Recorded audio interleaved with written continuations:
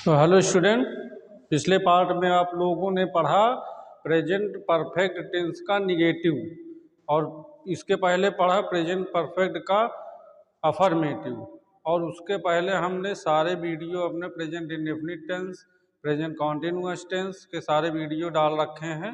आप लोग वहाँ से जाके पढ़िए और फिर इसके बाद प्रेजेंट परफेक्ट टेंस पढ़िए। और आज आपको हम प्रेजेंट परफेक्ट टेंस का इंट्रोगेटिव सेंटेंस बताने वाले हैं। आप लोग ध्यान से देखिए। प्रेजेंट परफेक्ट टेंस है, इसका इंट्रोगेटिव देखें।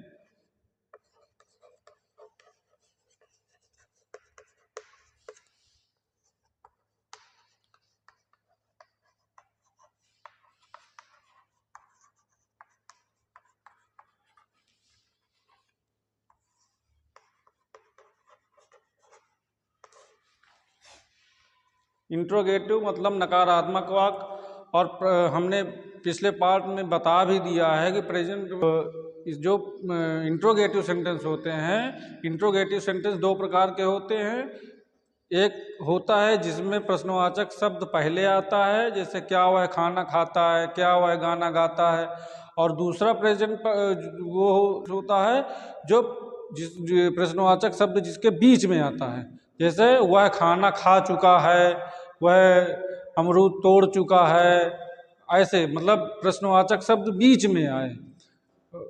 वह खाना क्यों खा चुका है, वह गाना क्यों गा चुका है, वह कानपुर क्यों जा चुका है, वह दिल्ली कब जा चुका है। तो वहाँ पर प्रश्नवाचक शब्द बीच में आता है, उसको कैसे करते हैं। और जो प्रश्नवाचक शब्द पहले आए उसको कैसे करते हैं, ये आपको पहले प्रश्नवाचक शब्द पहले जिसमें आता है उसका उदाहरण आप देखिए।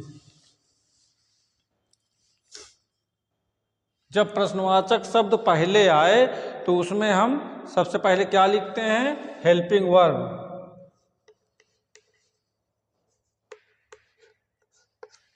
इसके बाद सब्जेक्ट, इसके बाद वर्ब की थर्ड फॉर्म, उसके बाद ऑब्जेक्ट, इसके बाद अन। पहले वर्ब, पहले हेल्पिंग वर्ब, सब्जेक्ट, फिर वर्ब की थर्ड फॉर्म, फिर ऑब्जेक्ट, फिर अन्य।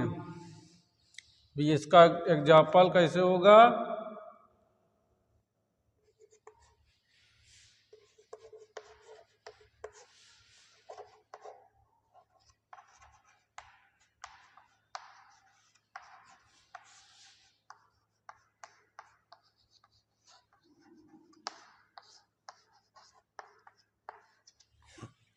क्या वह कानपुर जा चुका है। तो यहाँ पर प्रश्नवाचक शब्द पहले है, तो यहाँ पर हम क्या लिखेंगे, हेल्पिंग वर्ब।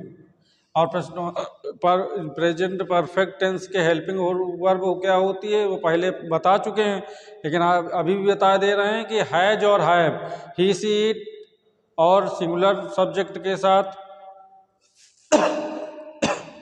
हैज का प्रयोग, और आई वी दे यू और प्लूरल सब्जेक्ट के साथ हैव का प्रयोग होता है। यह पिछले पार्ट में हमने बताया भी है और आप लोग देख सकते हैं पिछले पार्ट में भी, और जाकर देखिए।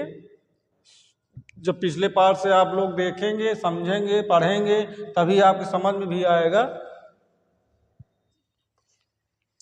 क्या इसकी अब सब्जेक्ट क्या है, वह, तो हम यहाँ पर लिखेंगे हैज, और subject he, has he. Verb क्या है, गो, और गो की थर्ड फॉर्म की होती है गॉन, सेकंड फॉर्म होती है went, go, went, gone. He, has he gone. Object क्या है, कानपुर, जाने के लिए क्या लिखते हैं, to. Has he gone to Kanpur. ये आपका प्रश्नवाचक नंबर 1 का एग्जाम्पल। इस तरीके से हम लोग प्रश्नवाचक नंबर 1 को करते हैं कि जिसका शब्द प्रश्नवाचक शब्द पहले आता है उसमें हम लोग हेल्पिंग वर्ब लगा देते हैं। उसके बाद चाहे जो सब्जेक्ट हो, चाहे कुछ भी हो, अगर प्रश्नवाचक शब्द पहले है तो वहाँ पर हम सबसे पहले हेल्पिंग वर्ब का प्रयोग करते हैं। तो ये आप लोगों ने समझा। और दूसरा, अब प्रश्नवाचक नंबर 2 कैसे होता है।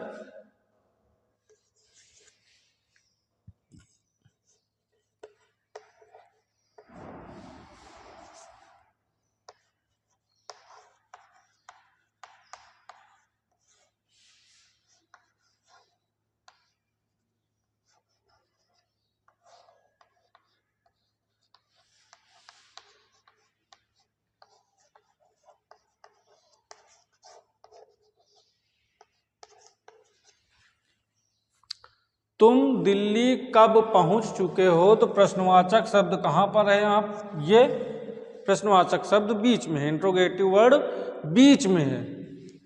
तो क्या करेंगे हम, पूरा फार्मूला उसी के तरीके रहेगा, वैसे के वैसे रहेगा।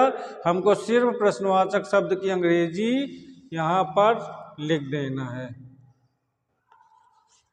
प्रश्नवाचक शब्द की इंग्लिश हमको लिख देना है। यहाँ पर प्रश्नवाचक शब्द की इंग्लिश लिखेंगे और पूरा फार्मूला वैसा का वैसा ही रहेगा। तो हम जब प्रश्नवाचक शब्द बीच में आता है तो हम क्या लिखते हैं, सबसे पहले प्रश्नवाचक शब्द की इंग्लिश। अभी क्या है, व्हेन। कब की इंग्लिश क्या है, व्हेन।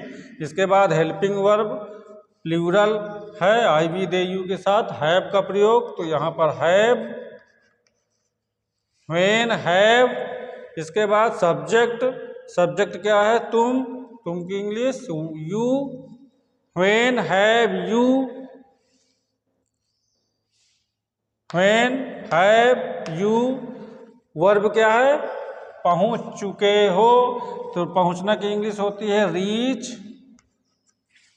और इसकी थर्ड फॉर्म लिखती है तो यहाँ पर ईडी लगा देते हैं, हो जाता है reached. When have you reached.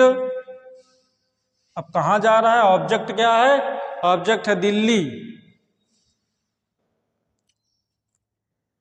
To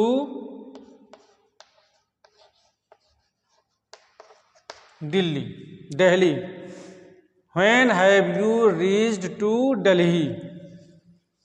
okay, that's clear. ये आपका प्रश्नवाचक नंबर 2 हो गया।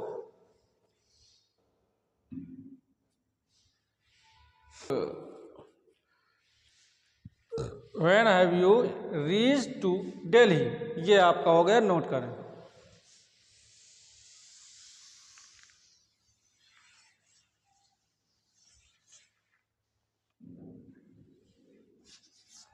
और एक और बता देते हैं आपको।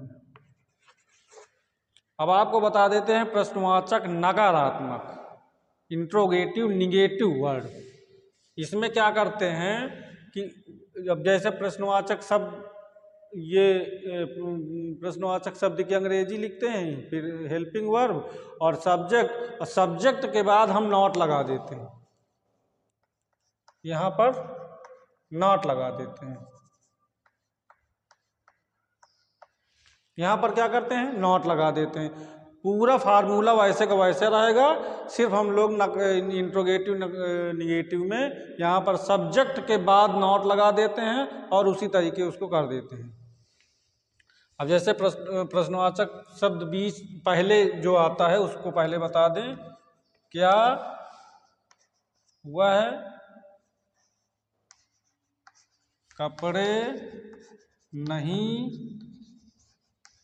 धो चुकी है। क्या वह कपड़े नहीं धो चुकी है, तो यहाँ पर प्रश्नवाचक शब्द क्या पहले आया, पहले आ गया, इसलिए इसको हम क्या लिखेंगे, हेल्पिंग वर्ब लिखेंगे। हेल्पिंग वर्ब क्या है इसकी, वह है तो हैज, हैज। और वर्ब क्या है, लड़की है तो शी, हैज सी। और सब्जेक्ट के बाद हम क्या लगाएंगे, नॉट, सब्जेक्ट के बाद नॉट, और वर्ब की थर्ड फॉर्म। धो चुकी है।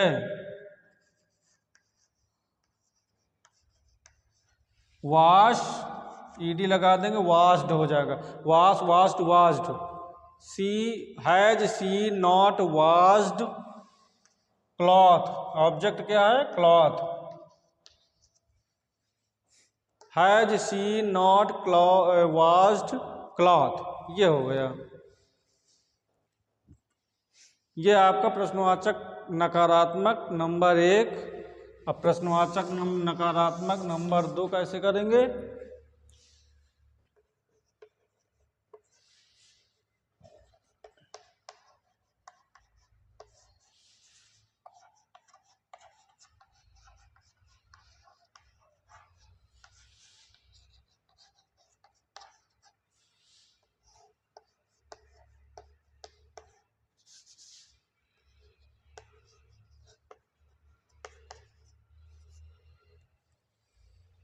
हम बाजार से सब्जी क्यों नहीं खरीद चुके हैं? हम बाजार से सब्जी क्यों नहीं खरीद चुके हैं, तो इसको कैसे करेंगे हम? यहाँ पर प्रश्नवाचक शब्द बीच में है, इसलिए हम इसको पहले लिखेंगे व्हाई, इसके बाद हेल्पिंग वर्ब। हेल्पिंग वर्ब हम की होगी have, I we they you के साथ हैव, व्हाई हैव। इसके बाद सब्जेक्ट, सब्जेक्ट के बाद नॉट, नॉट के बाद वर्ब, खरीदना की क्या है? Buy, bought, buy bought, bought, bought vegetable.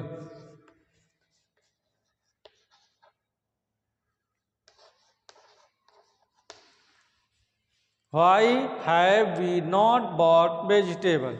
ये प्रश्नवाचक नकारात्मक आपको दोनों के बता दिया।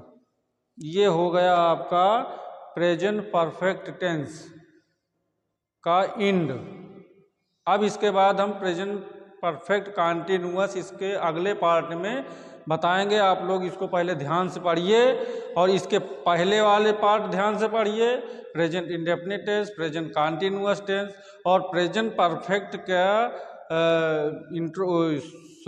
निगेटिव और अफर्मेटिव सेंटेंस इसके पहले पार्ट में पढ़े हुए हैं, उसे आप पढ़िए।